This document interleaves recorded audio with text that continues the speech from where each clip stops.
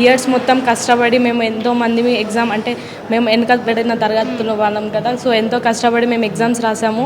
So ఈ paper లీకేజ్లని ఇలా paper అమ్ముకోవడం లాంటి ఇలా ఒకటే సెంటర్లో సిక్స్ మెంబర్స్కి ఒకటే మార్క్స్ రావడం 720కి 720 ఇలా చేయడం తప్పు.